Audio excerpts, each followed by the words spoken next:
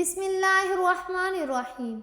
محترم ناظرین، آج آپ کے سامنے قرآن مجید کی ایسی دو آیات لے کر حاضر ہوئی ہوں۔ اگر انسان صدق دل کے ساتھ ان کا معمول بنا لے تو پوری زندگی میں کبھی بھی انسان کو کوئی نقصان نہیں پہنچے گا۔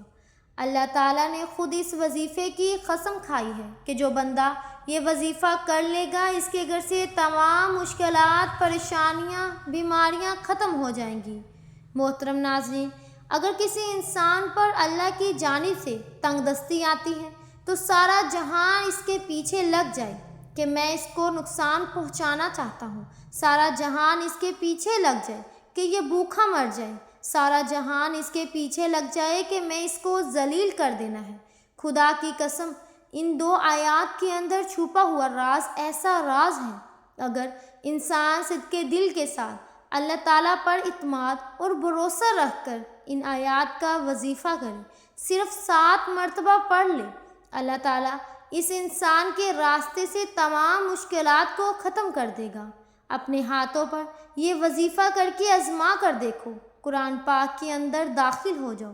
قرآن پاک کے اندر ہر مشکل کا اللہ تعالیٰ نے حل رکھ دیا۔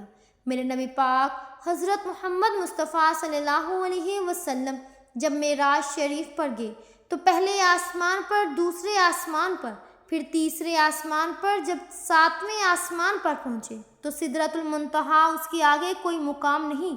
تو جب میرے نبی حضرت محمد مصطفیٰ صلی اللہ علیہ وسلم ادھر تھے تو آواز آئی، ایک دروازہ کھلا ہے۔ تو میرے نبی جبرائیل امین کے ساتھ اس وقت سدرۃ المنتہا تک پہنچے تھے۔ آپ کے ساتھ جبرائیل امین علیہ السلام بھی تھے۔ آپ نے پوچھا، یہ کس کی آواز ہے؟ تو حضرت جبرائیل علیہ السلام فرمانے لگے، یا رسول اللہ، میں نے پوری زندگی کے اندر اس دروازے کو کھلا ہوا نہیں دیکھا جو آج دیکھ رہا ہوں، اور دوسرے نمبر پر جو فرشتہ نکلا ہے، یہ فرشتہ اپنی زندگی کے اندر پہلی بار دیکھ رہا ہوں۔ تو وہ جب آیا، وہ اپنے آقا حضرت محمد مصطفیٰ صلی اللہ علیہ وسلم کے سامنے جھک کر اللہ تعالیٰ کی جانب سے یہ تحفہ دیا کہ قرآن کی 2 آیات تھیں، اور ان آیات کی اتنی اہمیت اور فضیلت ہے۔ اس وقت اس فرشتے نے 3 چیزیں دی تھیں۔ ایک نماز کا تحفہ تھا، ایک امت کی شفاعت کا تحفہ دیا، اور ایک یہ قرآن مجید سورۃ بقرہ کی آخری 2 آیات تھیں۔ محترم ناظرین، اس کو جھوٹا نہ سمجھیے گا، خدا کی قسم کھا کر کہتی ہوں، یہ پوری کائنات کے اندر سب سے زیادہ مجرب عمل ہے۔ اس کے اندر طاقت ہے، اس کے اندر راز ہے، اس کے اندر گم سم جاؤ، دنیا خدا کی قسم آپ کی ہوگی۔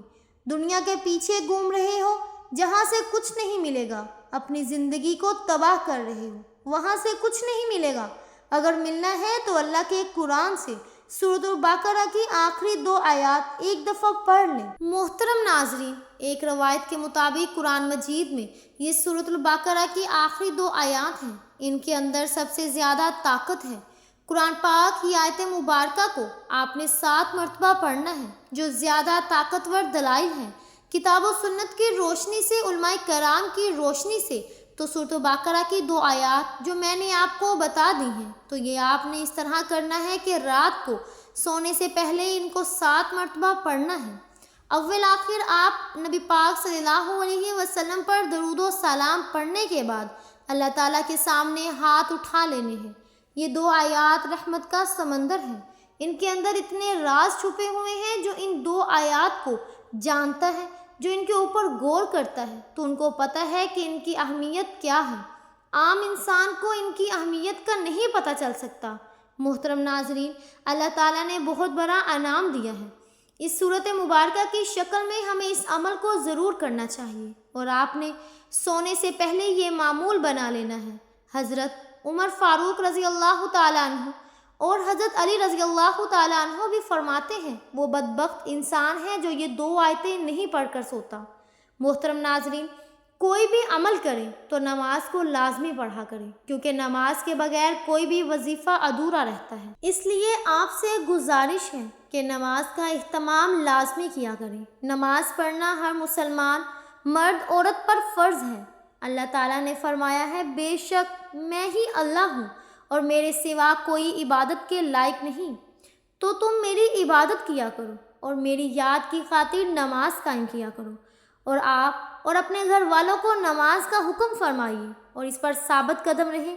ہم آپ سے رزق طلب نہیں کرتے بلکہ ہم آپ کو رزق دیتے ہیں، اور بہتر انجام پرہیزگاری کا ہے۔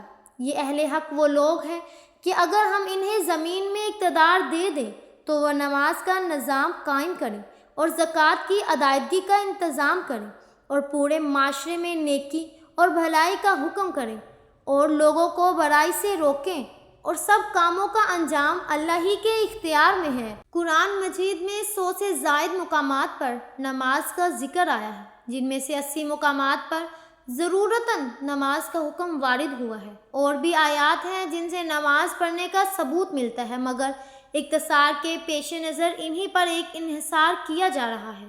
اللہ پاک ہم سب کو اس پر عمل کرنے کی توفیق عطا فرمائے اور اس کو صدقہ جاریہ سمجھ کر اپنے دوستوں میں شیئر ضرور کریں۔ دعا ہے کہ اللہ تعالی ہم سب کو دین حق پر چلنے کی توفیق عطا فرمائے۔ آمین ثم آمین۔ آپ سے ایک گزارش ہے کہ اگر آپ کو ہماری آج کی ویڈیو پسند آئی ہے تو ہمارے چینل کو سبسکرائب کریں، لائک کریں اور شیئر کریں۔ جزاک اللہ۔